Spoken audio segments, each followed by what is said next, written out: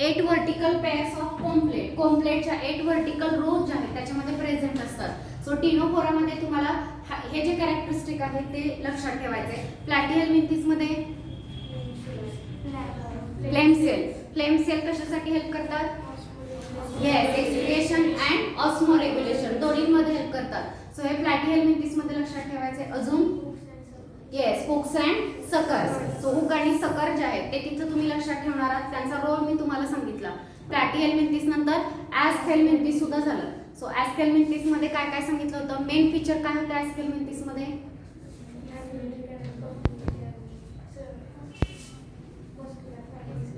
Yes, muscular फॅरिंग जे आहे ते डेव्हलप झालेले आहे. ॲलिमेंटरी कॅनल कसा आहे त्यांचा?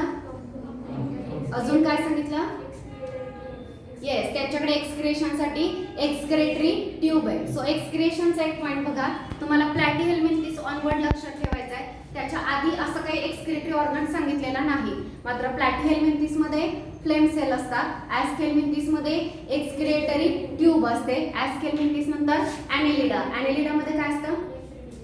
Correct, nephridia. ॲनेलिडा मध्ये नेफ्रिडिया असतात. पुढे आर्थ्रोपोडा, येस, माल्पिगियन ट्युब्युल्स. आर्थ्रोपोडामध्ये माल्पिगियन ट्युब्युल असतात. काही ठिकाणी ग्रीन ग्लँड्स ते पण दिलेलं आहे. आर्थ्रोपोडा नंतर नेक्स्ट आहे मोल्युस्का आणि इकायनोडर्माटा. इकायनोडर्माटामध्ये प्रोबोस्किस ग्लँड प्रेझेंट असते. सो आणि इकडे फिदर लाईक गिल्स असतात मोल्युस्कामध्ये. सो हे जे वेगवेगळे एक्सक्रिटरी ऑर्गन दिलेले त्या फायलमध्ये कोणतं ऑर्गन आहे हे लक्षात ठेवायचे. सो सगळे कॅरेक्टरिस्टिक एकदा रीड केले आणि समजले म्हणजे झालं असं नाही. ते कॅरेक्टरिस्टिक कुठल्याही फायलमचं जरी विचारलं तर सांगता येण्यासाठी तुम्ही काय काय ट्रिक्स करू शकता. त्यावेळी तुम्हाला ते फायलम लक्षात ठेवायचे नीट पॉइंट ऑफ व्ह्यू. सो आपण फायलम ॲनेलिडा बघतोय. मीनिंग बघा, annulus means yes, annulus means ring. So ring like structure सगळ्यांनी अर्थवर्म बघितलेला आहे. तर त्याच्या बॉडीवरती असं रिंग लाईक स्ट्रक्चर प्रेझेंट असतं आणि रिंग लाईक स्ट्रक्चर आहे म्हणून यांना काय म्हटलं जातं? Annelida. Next is habitat. Habitat काय सांगा ॲनेलिडाचं? हा, फ्री लिव्हिंग आहे. सम आर फ्री लिव्हिंग, अजून सम आर पॅरासाइटिक. पॅरासाइट सुद्धा याच्यामध्ये आहे. पर्टिक्युलरली एक्टो पॅरासाइट आहे. पॅरासाइटचे दोन टाइप आहेत, एंडो आणि एक्टो. याच्यामध्ये कोणते पॅरासाइट आहेत? Ecto parasite. अजून काही ॲक्वॅटिक पण आहेत का ॲक्वॅटिक?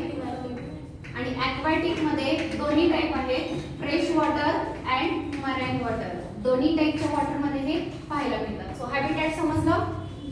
काय सांगितलं? हॅबिटॅट फ्री लिव्हिंग आहेत, काही पॅरासाइटिक आहेत, काही ॲक्वॅटिक आहेत. ॲक्वॅटिक मध्ये फ्रेश वॉटर आणि मरीन वॉटर दोन्ही टाइपच्या वॉटर मध्ये आपल्याला हे पाहायला मिळतात. नेक्स्ट सिमेट्री सांगा. ॲनेलिडा मध्ये कोणती सिमेट्री असते? Yes, bilateral symmetry is present in annelida. Level of organization आता विचार करायची गरज नाही. ऑर्गन सिस्टीम आपण कुठून पाहतोय? ॲस्केल्मिंथिस पासून. तिथपासून पुढे सगळं organ system level of organization. Next is germ layer. किती जर्म लेअर असतील? 3 जर्म लेअर असतील. ट्रिप्लोब्लास्टिक, दोनच फायलम ट्रिप्लोब्लास्टिक आहे. ओके, बाकी कुठले सगळे ट्रिप्लोब्लास्टिक आहेत. सो हा सुद्धा ट्रिप्लोब्लास्टिक. नेक्स्ट सिलो, सिलोमेट, यू सिलोमेट तुम्ही म्हणू शकता. ट्रू बॉडी कॅव्हिटी जी आहे याच्याकडे प्रेझेंट आहे.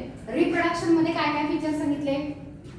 रिप्रोडक्शन रिलेटेड काय काय कॅरेक्टर आहेत? ॲनेलिडाचे डायरेक्ट रिप्रोडक्शन पॉइंट घेतलाय मी. सो याचे काय काय फीचर असतात?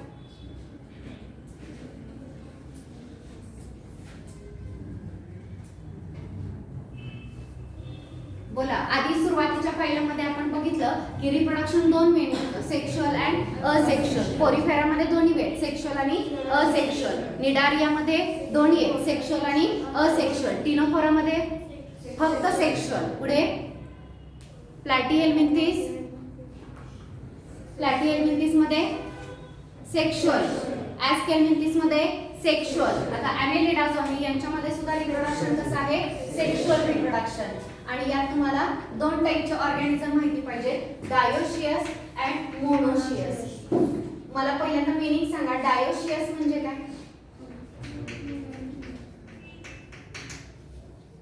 डायोशियस म्हणजे सेक्सेसार. मोनोशियस म्हणजे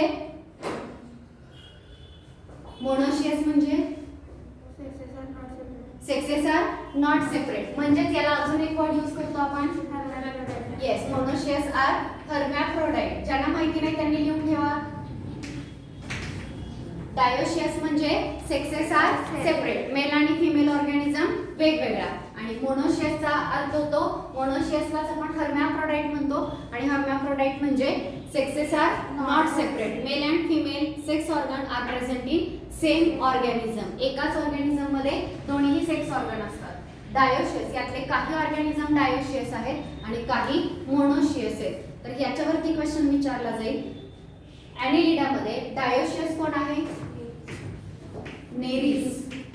ओके, नेरिस हा जो ऑर्गॅनिझम आहे ॲनेलिडा मधला हा डायोशियस आहे. आणि मोनोशियस मध्ये कोणते दिलेले आहेत? अर्थवर्म. Yes, and leech. हे जे दोन ऑर्गॅनिझम आहेत ते कसे आहेत? मोनोशियस आहेत. आलं लक्षात सगळ्यांच्या? सो अर्थवर्म याच्यामध्ये मेल आणि फिमेल रिप्रोडक्टिव्ह सिस्टीम एकाच ऑर्गॅनिझम मध्ये, तसंच लीच मध्ये असतं. ठीक आहे, सगळ्या बऱ्यापैकी ऑर्गॅनिझम तुम्हाला माहिती आहेत. सो हे रिप्रोडक्शन मध्ये लक्षात ठेवा. जसे तुम्ही आधीचे पॉइंट लक्षात ठेवले की असिमेट्रिक एक फायलम, रॅडियली दोन, तिथून पुढचे सगळे bilateral symmetric, acoelomate 4 phylum, pseudocoelomate 1 phylum, तिथून पुढचे सगळे युसिलोमेट. तसं रिप्रोडक्शन सुद्धा तुम्हाला लक्षात ठेवायचे की कुठे कुठे सेक्शुअल असेक्शुअल दोन्ही आहे आणि कुठून फक्त सेक्शुअल रिप्रोडक्शन आहे हे फाइंड करायचंय. दुसरी गोष्ट ही लक्षात ठेवायची की कुठे हर्मॅफ्रोडाइट ऑर्गॅनिझम आहेत आणि कुठे मोनोशियस आहेत. ठीक आहे, हा एक पॉइंट तिथं काढायचा आहे तुम्हाला. अजून एक असतं सेक्शुअल रिप्रोडक्शन जिथे आहे त्या ठिकाणी फर्टिलायझेशन एक्सटर्नल की इंटरनल हे सांगितलं जातं. सो तो फर्टिलायझेशनचा मोड आणि डेव्हलपमेंट डायरेक्ट की इनडायरेक्ट हे लक्षात ठेवायचं. मिनिंग माहिती आहे या सगळ्या टर्मचं? सगळ्यांना माहिती आहे? फर्टिलायझेशन एक्सटर्नल इंटरनल कळतं आणि डेव्हलपमेंट डायरेक्ट इनडायरेक्ट सुद्धा कळते. सो ते रिप्रोडक्शन मधले ते पॉइंट तुम्हाला काढायचे आणि लक्षात ठेवायचे. सो इथे आपण बघितलं sexual reproduction, some are dioecious organism and some are monoecious organism. Next आता स्पेशल फीचर. ॲज हेल्मिंथिस मध्ये कोणते स्पेशल फीचर आहेत हे आपण पाहणार आहोत. सगळ्यात महत्त्वाचं ज्या फीचरवरती आतापर्यंत क्वेश्चन विचारला आहे ते म्हणजे येस, मेटामेरिक सेगमेंटेशन. कुठले कुठले फायलम मेटामेरिकली सेगमेंटेड आहेत हा एक क्वेश्चन असतो. सो कोणकोणते आहेत? पहिला हा आला ॲनेलिडा, यानंतरचा आर्थ्रोपोडा, तो सुद्धा सेगमेंटेड असतो. अजून एक कॉर्डेटा. ॲनेलिडा, आर्थ्रोपोडा आणि कॉर्डेटा हे 3 फायलम लक्षात ठेवायचे जे मेटामेरिकली सेगमेंटेड आहेत. बाकी कोणताही मेटामेरिकली सेगमेंटेड नाही. लक्षात राहील. हे जे स्टेटमेंट सांगते ते प्लीज तुम्ही लिहा किंवा रीड करून पुन्हा शोधत बसा. ठीक आहे, आणि हे लक्षात ठेवा. सो फर्स्ट ॲनेलिडा जे आहेत ते मेटामेरिकली सेगमेंटेड आहेत, त्यामुळेच त्यांचं नेम ॲनेलिडा असं दिलेलं आहे. नेक्स्ट आपण बघितलं यांच्याकडे 2 टाईपचे मसल्स आहेत लोकोमोशनसाठी. Longitudinal muscle and circular muscle. So they have this 2 type of muscle for locomotion. Locomotion साठी हे मसल्स आहेत आणि लोकोमोटरी ऑर्गन पण आहेत. कोणती लोकोमोटरी ऑर्गन आहेत? पॅरापोडिया. अजून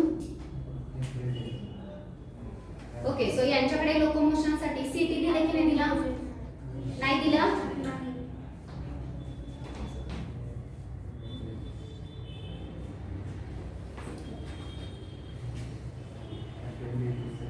longitudinal and circular muscle help them locomotion.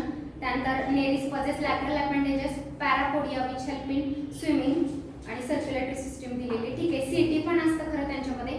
तर प्रत्येकाचे ऑर्गन वेगवेगळे आहेत. सीटी जे आहे ते अर्थवर्म मध्ये आहे, बाकीच्या मध्ये नेरिस मध्ये वगैरे पॅरापोडिया आहे. Parapodia is locomotory organ. Locomotory organ for example आपल्याकडे लोकोमोशन साठी लेग्स आहेत, पण लेगची मूवमेंट कोणाच्या मदतीने होणार आहे? मसल्सच्या मदतीने. तसं यांच्यामध्ये मूवमेंटसाठी 2 मसल्स आहेत, लॉन्जिट्युडनल आणि सर्क्युलर. आणि ही मूवमेंट कॅरी आउट करण्यासाठी लोकोमोटरी ऑर्गन कोणता आहे? पॅरापोडिया. तो पॅरापोडिया हा लोकोमोटरी ऑर्गन आहे. Next circulatory system is close circulatory system.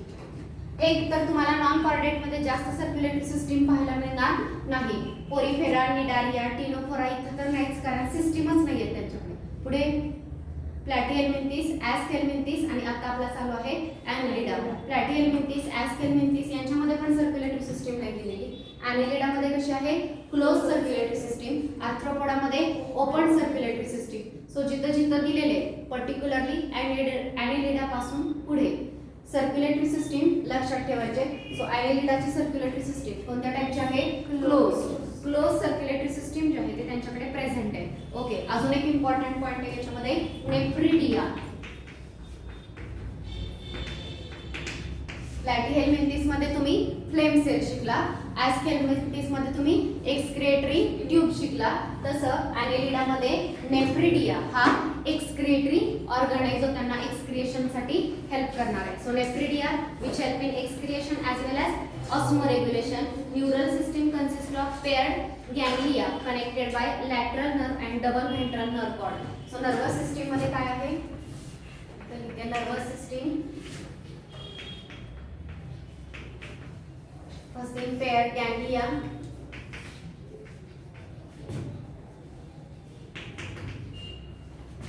lateral, ventral, double, nerve cord. तुम्हाला कॉर्डेट आणि नॉन कॉर्डेट मधल्या नर्वस सिस्टीम मधला डिफरन्स माहिती असेल. आपली नर्वस सिस्टीम कोणत्या साईडला प्रेझेंट आहे,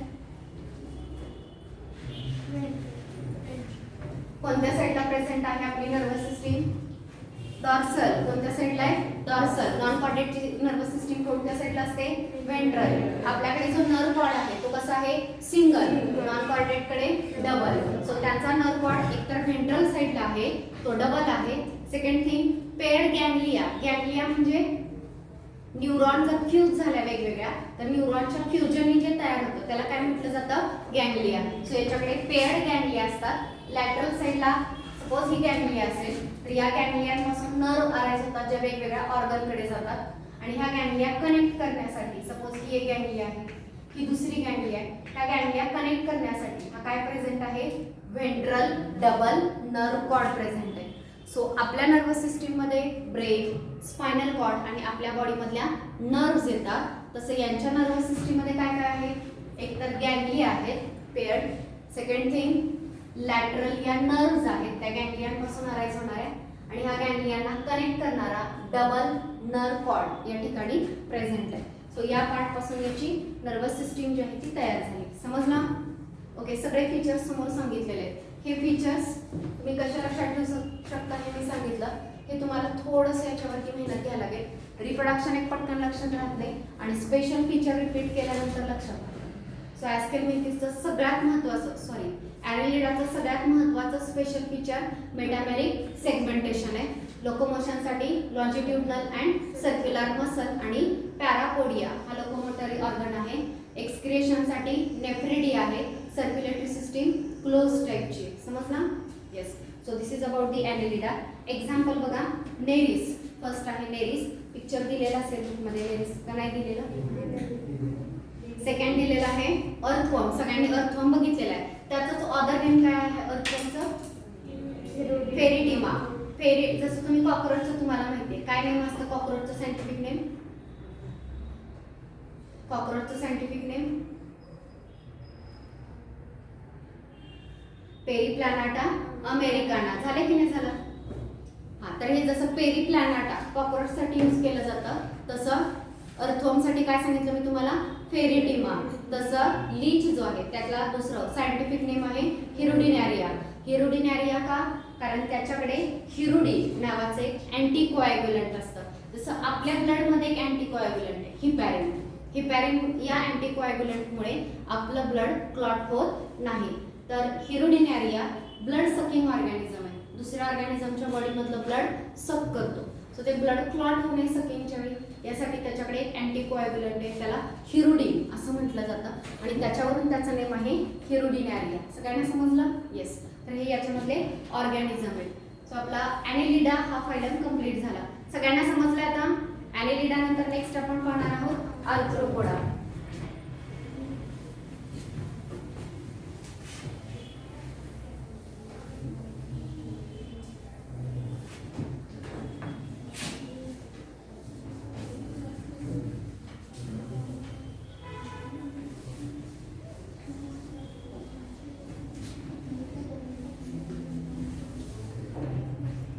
ठीक आहे. सुरुवातीचे फीचर सगळे तुम्ही रिपीट सांगू शकता. आर्थ्रोपोडाचे सांगा. मीनिंग काय? आर्थ्रोपोडा या वर्डचं मीनिंग काय आहे? Arthros means joint and poda means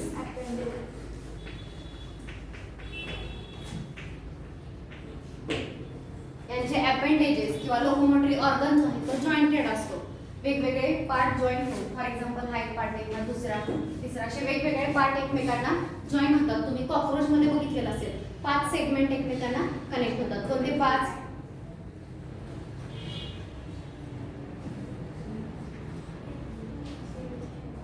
coxa, ट्रोकॅन्टर, फेम्यूर, tibia आणि टार्सस असे 5 सेगमेंट असतात कॉकरोचच्या लेग मध्ये आणि 5 स्ट्रक्चर एकमेकांना 5 वेगवेगळे जॉईंट कनेक्ट होतात आणि कॉकरोचचा लेग तयार होतो. तर हा जो कॉकरोच आहे तो आर्थ्रोपोडा या फायलम मधला आहे. आर्थ्रोपोडाचं मीनिंग कळलं? येस. सांगा हॅबिटॅट काय याचं? हां,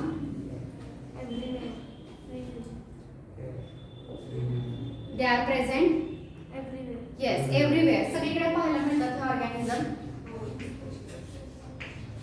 ओमनी प्रेझेंट. बघा अगदी वॉटरमध्ये असणारे कोणते एक्झाम्पल आहेत आर्थ्रोपोडाचे?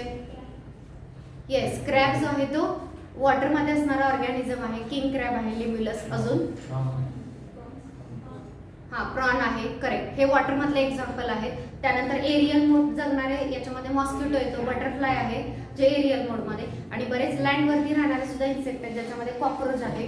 त्यानंतर अजून स्पायडर. हे सगळे जे ऑर्गॅनिझम आहेत ते honeybee.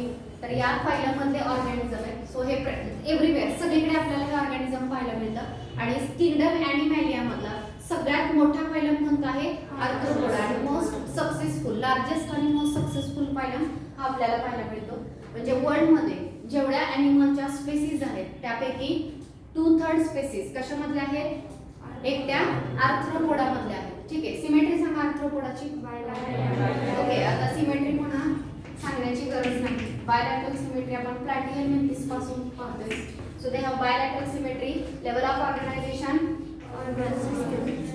organ system level of organization. Germ layer okay, they are triploblastic. Coelom eucoelomate. हा रिप्रोडक्शन कोणत्या टाइपचे रिप्रोडक्शन दाखवतात हे? कॉकरोच शिकला की नाही? कॉकरोच मध्ये कसं रिप्रोडक्शन असतं? सेक्शुअल रिप्रोडक्शन दाखवतात. मोनोशियस की डायोशियस ऑर्गॅनिझम? मेल आणि फिमेल एकाच ऑर्गॅनिझमच्या बॉडीमध्ये असतो. ओके, कसे असतात हे? वेगवेगळे असतात. सो बघा, they are mostly dioecious organism आहे. Fertilization is yes internal fertilization. हां, अजून इंटरनल फर्टिलायझेशन आणि डेव्हलपमेंट डायरेक्ट की इनडायरेक्ट? काहींमध्ये डायरेक्ट आहे, काहींमध्ये इनडायरेक्ट आहे. डायरेक्ट और इनडायरेक्ट. तुम्हाला रिप्रोडक्शन मध्ये पॉइंट लक्षात ठेवायचे. आता फायनली आहे स्पेशल फीचर. आर्थ्रोपोडामध्ये कोणकोणते स्पेशल फीचर सांगणार? सगळ्यात फर्स्ट लार्जेस्ट फायलम आहे. याच्यावरती क्वेश्चन विचारला जातो की लार्जेस्ट फायलम कोणतं आहे. अजून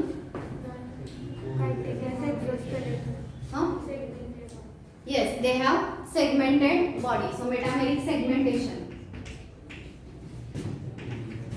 या फायलम मध्ये आपल्याला पाहायला मिळतं they have metameric segmentation. अजून jointed appendages. Yes, their appendages are jointed, means they are called as arthropoda. Jointed appendages. यांचे appendages जे आहेत ते jointed आहेत. हां, excretory organ सांगा या ठिकाणी. माल्पिगियन टिब्यूल.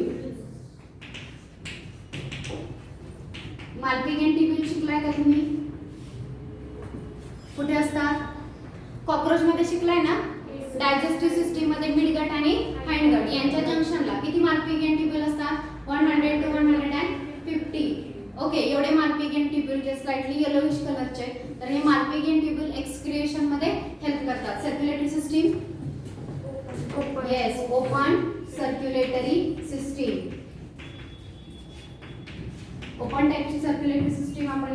स्टडी केलेले. रेस्पिरेटरी ऑर्गन दिलेत का? येस, रेस्पिरेटरी ऑर्गन बरेच आहेत. Gills, book lungs, gill, book lungs आणि ट्रकिया सुद्धा आहे. ठीक आहे, हे जे आहेत ते रेस्पिरेटरी ऑर्गन आहेत. खरं आधीच्या फाईलमध्ये आपण रेस्पिरेटरी ऑर्गन पाहिले नाही, की पाहिले कुठे दिलेले नाहीयेत. पण जर तुम्ही या आधीचा बघितला, ॲनिलिडा बॉडी सरफेस मधून गॅसेसचा एक्सचेंज केला जातो. आर्थ्रोपोडामध्ये हे गिल्स दिले. सो ॲनिलिडा पासून पुढे रेस्पिरेटरी ऑर्गन जे आहेत ते आपल्याला सांगायचे. ठीक आहे, त्याच्या आधी प्लॅटिहेल्मिंथिस, ॲस्थेल्मिंथिस त्याच्यामध्ये जास्त सांगितलं जात नाही. आणि पोरिफेरामध्ये आपण शिकलो की वॉटरमधून गॅसेसचा एक्सचेंज केला जातो. ठीक आहे, बॉडी सरफेस मधून.